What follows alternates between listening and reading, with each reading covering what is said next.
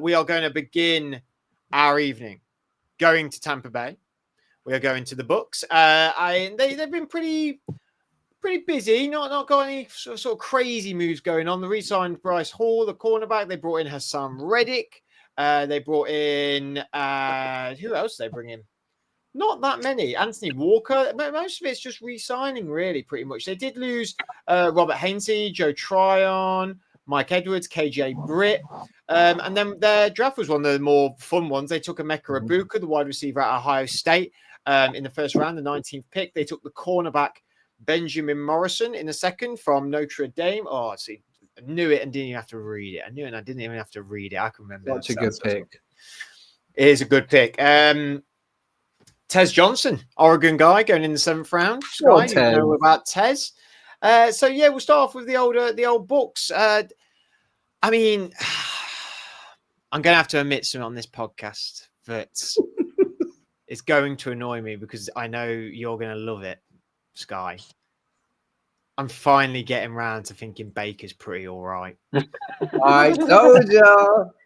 It's the only reason I'm still allowed on the podcast. It was the one take I got right.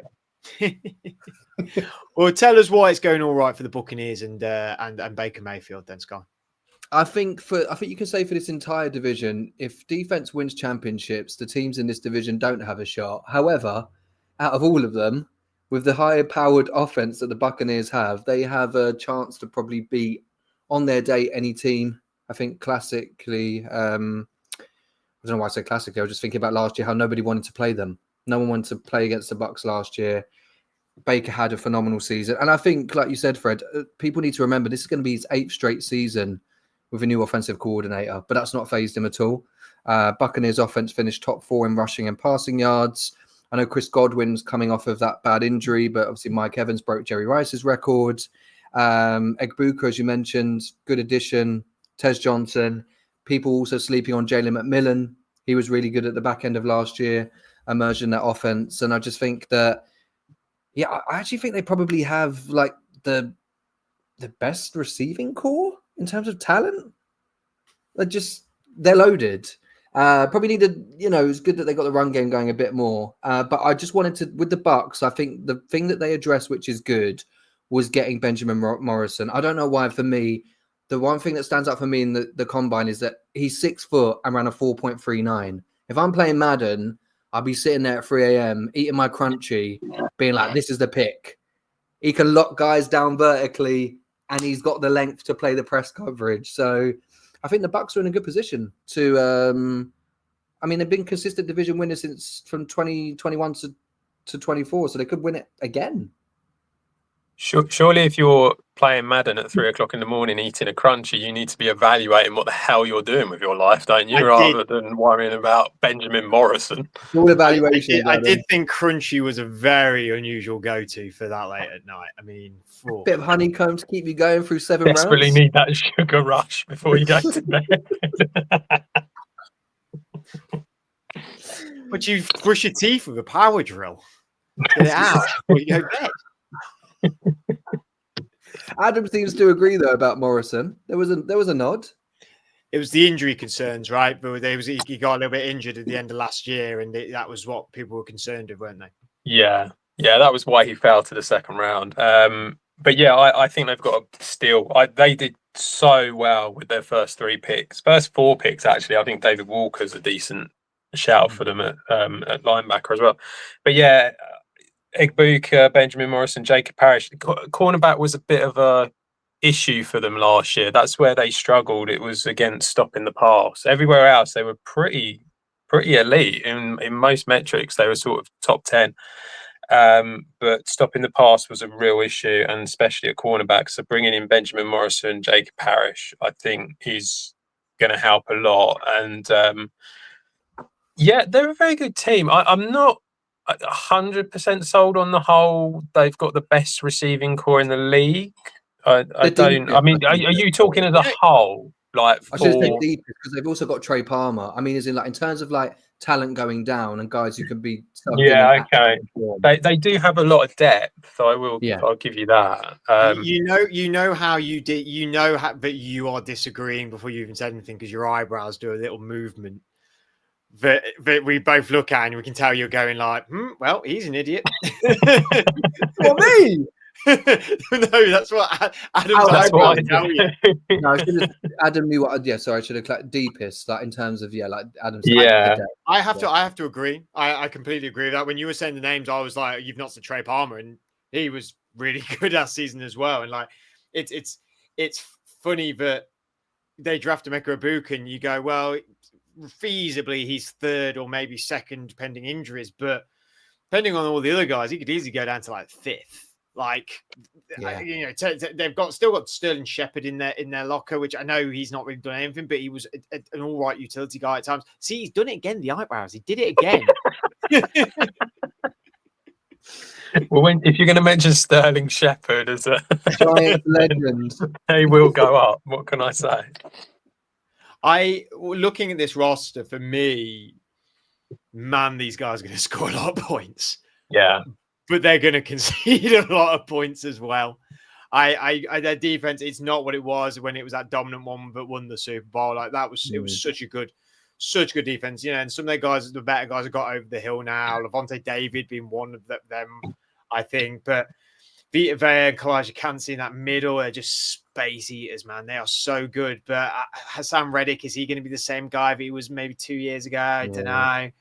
Their linebacking core is pretty weak in Yaya Diaby, Levante David, and then I like Antoine Winfield. I really think he's one of the top safeties, but it's also looking at people like Zion McCollum, Jamel Dean, getting him back to his best. They also drafted, like I said, Jacob Parrish. Benjamin Morrison's come in.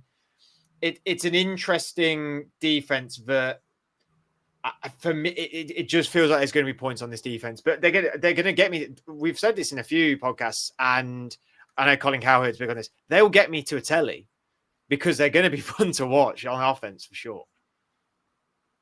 Yeah, I think I'm assuming what the logic is they've kind of decided we were pretty good at stopping the run last year. We're going to continue to do that, and we're just going to hope that our rookies can be amazing at corner, and that's kind of the thought process behind that defense, and just hope that it works. I think you're right. I think it's a team that's going to score a lot of points and a team that may end up conceding quite a few, but I feel like their offense will be strong enough in order to get them through a lot of games, and I think it would be a surprise if they didn't win this division. Oh, I'd be shocked personally. Yeah, really, really shocked. They are such a fun team to watch, and we've said it in a couple of podcasts now where these quarterbacks don't always hit day one. They don't always hit day one. They can take some time, and Sky alluded to it. 8 years in the league that Baker has been in, and it feels like a blink. It makes me definitely feel very old now after 8 years, but it just doesn't always work for the right. He's been he was at the Browns, he went to the Panthers, he went to the Rams, found himself on the Bucs after he impressed in the Rams when he played once or twice covering for injuries. And then he just fits into this system. It's going to be interesting not having Liam Cohen there anymore, the offensive coordinator. He's now gone over to Jacksonville. So maybe there might be a little bit of a step back. I don't know who they've got in. In fact, the website I was on will tell me what coordinator they got in, unless you two are quick enough. They've got Josh Grizzard in, who was the pass game coordinator last year. Look at this guy reading. So he's just been promoted, basically. So good. Look at this guy reading his own articles he wrote a week ago. Oh, look at this guy. That's one read. It's a long, long read. Take your MVP, Fred. That's what I'm hearing. Oh, how much money you got? Yeah, quite. What do you think regarding? Because obviously they got into the playoffs. They got knocked out pretty quickly, and it does feel like that they're not of the caliber to beat the Eagles. They're not of the caliber to go up against the Lions or some of the other teams. I mean, realistically, although I'm guessing we all kind of feel that they're going to win this division relatively comfortably. Do we actually think that they've got any chance of being able to push on, or what they should be getting to? I think they should have beaten Washington. That game was a few silly turnovers. It was Washington that I think beat them by a field goal. Yeah. And it would have been interesting to see what they would have done later on. But what about this season? Well, I mean, Fred, I think they've improved. I'll let Fred say, but I just think that, yeah, potentially, because they haven't got any worse. I think teams will go to the Super Bowl. They have X factors on both sides of the ball. I think health's a big question for them as well. Chris Godwin and Mike Evans are X factors. They are. If Baker can play to the level he's at, we know he can play to, he's getting into that conversation of being an X factor guy. I feel Bucky Irvin, it'll be a really interesting season for him. He's got that X factor potential. And then on the other side of the ball, I go Vita Vea, Kalijah Kancey, and then that's about it, really. You know, like they've not got loads on that.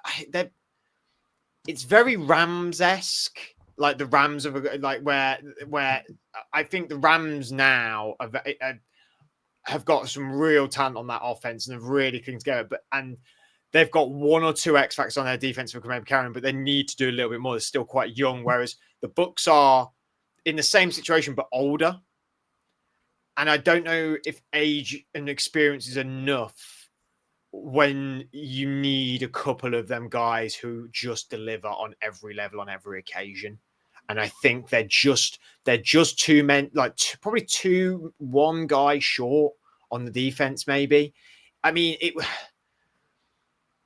it sounds silly. It wouldn't have been a stupid new move for them to go after someone like Jalen Ramsey, honestly.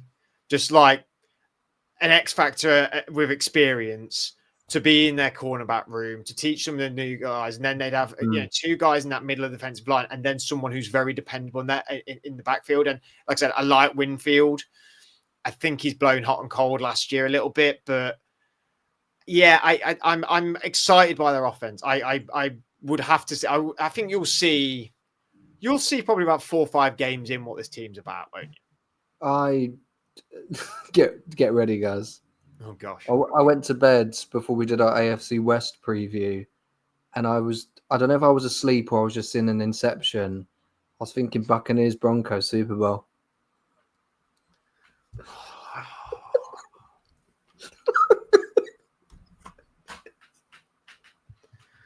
Get your money on it. Why? Not going to happen, obviously. Why? Because I want to see Bo Nix versus Baker Mayfield for 4 quarters.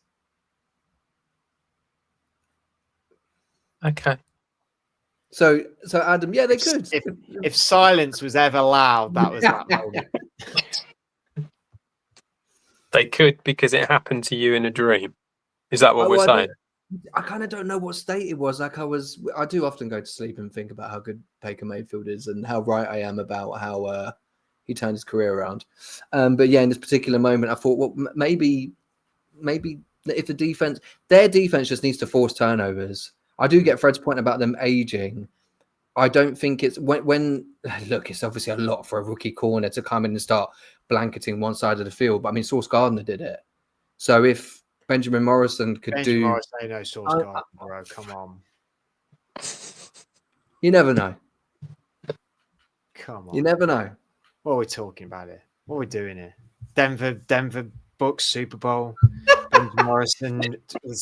What are we doing here? What are we doing? Well, it was an inception dream that he had, so, you know. What can we say? It sounded like it was needed to be a dream, but needed contraception, not inception. He was making a terrible baby of a Super Bowl. Terrible baby. Would you not watch that Super Bowl? Sorry, no, God. I tongue twisted that. Hang on a minute. We watch all the Super Bowls, so it doesn't really mean much what we say, does it?